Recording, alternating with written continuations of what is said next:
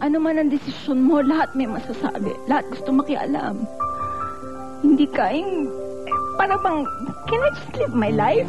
Yung ganun ba? And you have not been given that chance. Gusto ko yung magkaroon ng libreng paghinga. Okay. Yung gano'n ng hindi masyadong nasisikipan. Okay. Princess, aalis ka. Is this October?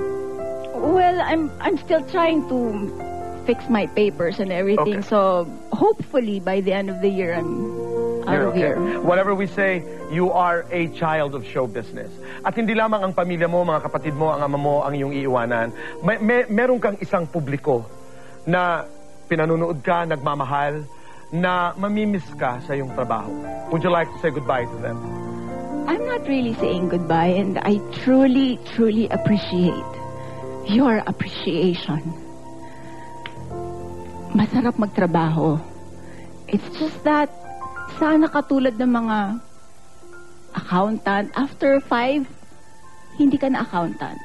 Yung ganon, yung normal ka ng tao, You want a tapos quiet, na. peaceful life. Yung ganon, kaya lang ang pag-aartista, dala mo 24 hours a day, kahit saan ka nagpupunta. Walang break. No breaks.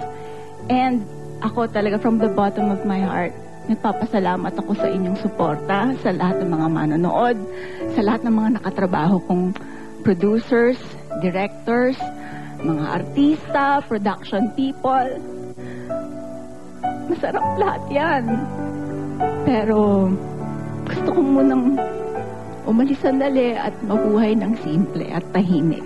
But before that, you have this beautiful film. Invite them to Yes, watch the film. and sana, alam nyo, isa to sa mga pinagdasal ko. Sabi ko, God, before I exit, bigyan mo ako ng isang magandang pelikula.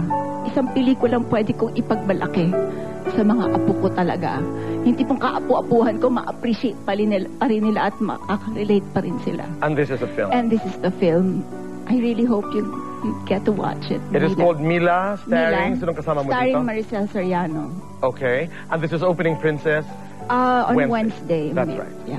Wherever you go, Princess, God bless you, and may you find what you're looking for. May you find the happiness and the peace that you deserve. Thank you. Maraming salamat mula sa amin dito sa Gabay. Thank you very much. Thank you, Princess.